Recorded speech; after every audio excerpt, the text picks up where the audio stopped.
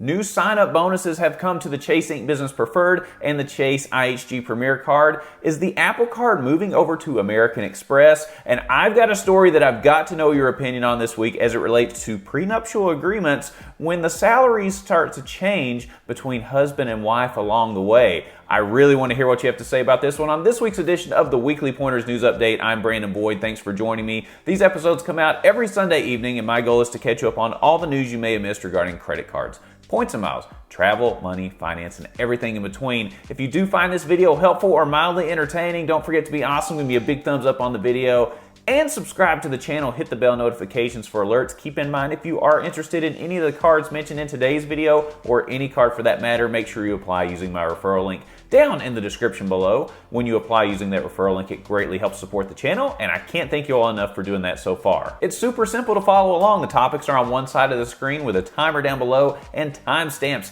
down in the description below. It couldn't be any easier to follow along. We've got a lot of stuff to cover this week, including a buy one, get one free at Subway that I want to tell you about as well. So if you're ready, I'm ready. Let's go. All right, everybody stop what you're doing, pause the video for just a second. If you have the Chase Freedom Flex card, go in and activate your card to make sure you get the 5 times points on the quarterly multipliers. For those of you new to points and miles, the Freedom Flex card gives you 5 times points on certain spend categories as dictated by Chase, and those change every single quarter. Now you do have to go in and activate those, and you can earn 5 times points on those spend categories up to $1,500 each quarter. And for Q3 of 2023, those 5 times rewards categories are gas stations, electric vehicle charging, and select live entertainment. And just to make it easier for everybody, I will put a link down in the description below so you can see exactly what select live entertainment is, because there are a lot of things listed in there and it just makes sense to share that with you. It's interesting that they have both the gas category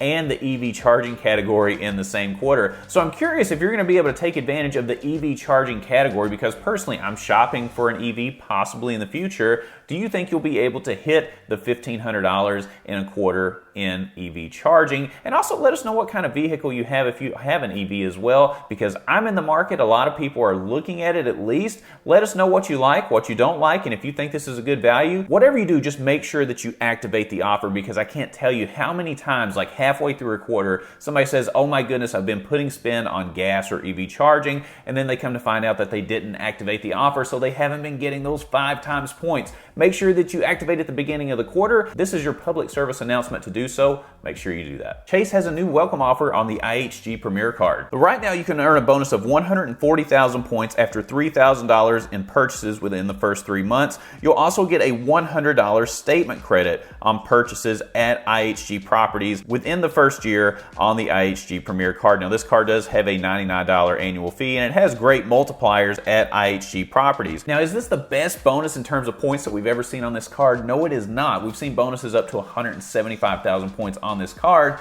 but this one does come with the $100 statement credit. So if you value that a little bit more, then it may be a better bonus for you. For me, I would rather take more points, but hey, if you are interested in this card, this is not a bad bonus by any means. If you value that $100 statement credit and you think you'll get value out of it, go for it. If not, maybe hold out for a higher offer if it comes around. But I would say if you're interested, I would highly consider this one. Moving on to another Chase card that I think is really exciting. The Chase Ink Business Preferred card has a really great sign-up offer right now. Right now you can earn 100,000 Chase Ultimate Rewards when you spend only $8,000 in the first 3 months after account opening. Now this is a pretty big deal, because typically you have to spend $15,000 to get that 100,000 point bonus. So they've almost slashed that in half, making it much easier to get this sign-up bonus. And also keep in mind, if you recently got approved for this card, maybe a week or 2 before this announcement, there are data points to suggest that if you contact Chase, they will honor this lower spend for that same 100,000 point bonus. So let me know if you've been in that boat,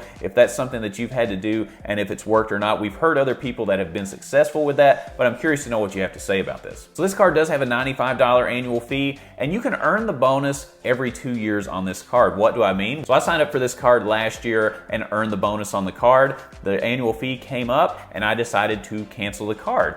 After 2 years of hitting that sign-up bonus from the previous time, I will apply for the card again and get another sign-up bonus on this card. It has to do with the 24-month language with the card. You can earn bonuses on this along with the Chase Ink Unlimited and the Chase Ink Cash every 2 years.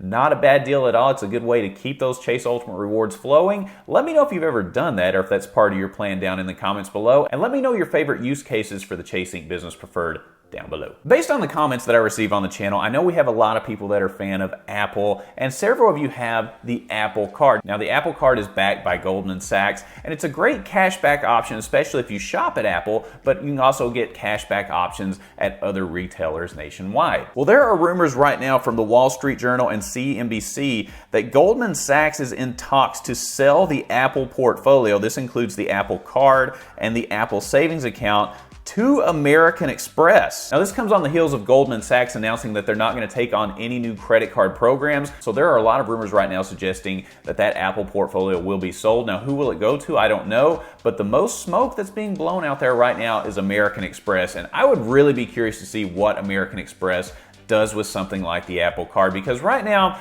it looks nice. It's a cool design. If you're an Apple fan, maybe it makes sense. I don't have it personally, and I'm an Apple fanboy myself, but maybe they could add some additional perks or benefits somewhere in there to make this card a little bit more appealing for a mass audience. What benefits would the Apple Card have to have in order to get you on board if it was on the American Express payment network? I'm curious to hear what you have to say. Let me know down below. You know, transfer bonuses are great because it means that you don't have to transfer as many Chase Ultimate Rewards or membership rewards from American Express to get the points you need for travel. There are some great transfer bonuses out there right now, and I just wanted to share some of those with you. Right now, there are 30% transfer bonuses from American Express to both British Airways and Iberia. I love the British Airways 30% bonus rate because it's great for short haul AA flights in the US. You also have a 70% bonus rate on Chase Ultimate Rewards on IHG, a 20% bonus on Chase Ultimate Rewards to Air Canada, and there are a few more out there that you'll want to take a look at. But long story short, don't overlook these transfer bonuses. Now, should you go ahead and transfer points without having a trip in mind? I don't recommend that at any point because it's always great to have flexible currency because your travel plans can change. Now, if you need to transfer some to cap off, some for a trip that you have coming up, or if you have a specified trip that you know you're going to use these points on, then by all means do so. But I would not go ahead and just transfer these out based on whatever transfer bonus there is out there just for the heck of it. It doesn't make a lot of sense to me, but let me know. You may have a different strategy. Let me know if you plan on taking advantage of any of these transfer bonuses down below. You know, on the Weekly Pointers news update, I always like to present a scenario that revolves around credit cards, money, finance, travel, relationships, and how they all intertwine together to create some very interesting scenarios. This week, a poster on Reddit is asking basically if they were being a jerk to their spouse in this case, and I'm going to need your feedback on this because it regards prenuptial agreements and changes in salary over time. So a man and woman got married while the woman was in graduate school not making any money, and the man was a software engineer pulling in somewhere around $80,000 to $90,000 per year. Now, because the man was making more money, he said, hey, I want a prenuptial agreement to keep our finances separate because I want to protect myself. The woman said, yeah, that's perfectly fine. I'm in graduate school. I know I'm kind of an expense at this point on the household. I will certainly do that, no problem. So 4 years into the marriage, she finally gets out of graduate school and she starts earning a lot of money. In fact, she ends up earning about 3 times more than her husband. And because they keep everything separate, they don't necessarily discuss big purchases. So the woman goes out and decides to get her a new car because now she's making a lot of money and she's saving it as well. She went to the Audi dealership and bought a brand new Audi. And by the way, those aren't cheap, but they are very nice cars. So she comes back home, her husband says, wow, that's a really nice car. What is the monthly payment on that car? To which she says, oh, no monthly payments. I just bought it outright with cash from the money I saved from work. This floored the husband. He really got quiet and didn't say too much and really didn't have a response to the whole thing except to say, wow, very nice car. Well, a few hours later, he comes back in and says, hey, do you think we should talk about the prenuptial agreement and maybe just get rid of that? Do we really need that anymore? We've been married for 4 years. To which the woman starts laughing hysterically and says, no, are you crazy? Why would we do that? Everything is fine right now. We've been doing this for 4 years.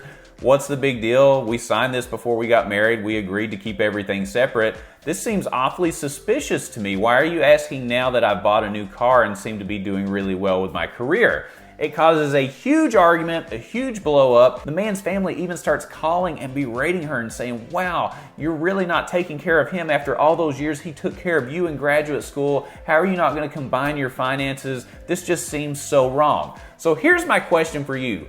Was the woman out of line in this case? She's asking this online right now. She says, should I have started this? Should I have laughed in his face? She couldn't help it, by the way. She said, I tried not to laugh, but I had to because it was so ironic that he now wanted to do it after she started bringing in a ton of money. Was she a jerk for laughing? Could she have held it in better? Is she a jerk for not wanting to combine finances 4 years into the marriage? Or is the man in the wrong here and he's being completely selfish and just saying, hey, wait a minute, everything was good when I was making all the money, but now that you are making more than I am, way more than I am, we should combine everything. Let me know if you've ever been involved in an experience like this, because I think prenuptial agreements are so touchy. They are so touchy and they can go wrong in so many ways. If you've been involved in one, or if you have family, friends, relatives, whatever it may be, that have been involved in prenuptial agreements, have they ever had this kind of drama before? I've got to know what you have to say about this one. I read this story like 3 times when I first saw it. I thought it was very interesting. I can't wait to hear what you all have to say about this one. If you're familiar with the Weekly Pointers news update, you know I like to end the show on a good food deal, and this week is no exception. This week, we are going to Subway. Subway right now, this one's pretty simple. At participating locations, and let me reiterate, at participating locations, you can get a free footlong when you buy one in-app or online using the code FLBOGO. That's FLBOGO from June 29th to July the 10th. That's a buy one, get one free footlong sandwich. Now, you know that Subway is notorious for not participating in all these offers. It really depends on the location. But if you go through the app, it will tell you if they are participating when you put that code in. So make sure that you just don't assume that your local Subway is going to do it. Maybe you have to go to a couple stores over or something like that. But a buy one, get one free footlong, it's a pretty good deal. Well, this was a very fun show. We covered a lot of different topics. We talked about new sign-up bonuses, transfer bonuses, the rumors with the Apple Card and American Express, and I can't wait to hear what you all have to say about the prenuptial agreement story. I think it's very interesting, and I can't wait to hear your insight on that. Keep in mind, if you're interested in any of the cards mentioned in today's video, or any card for that matter, make sure you apply using my referral link down in the description below. When you apply using that referral link, it greatly helps support the channel, and I can't thank you all enough for doing that so far. If you found this video helpful or mildly entertaining, don't forget to be awesome. Give me a big thumbs up on the video. Subscribe to the channel, hit the bell notifications for alerts, and when you click on the Brandon Boyd Show, click, you're gonna get the latest information on credit cards, points and miles, travel, money, finance, buy one, get one free footlong sandwiches, and everything in between, and I look forward to seeing you on the next episode. We'll see you soon.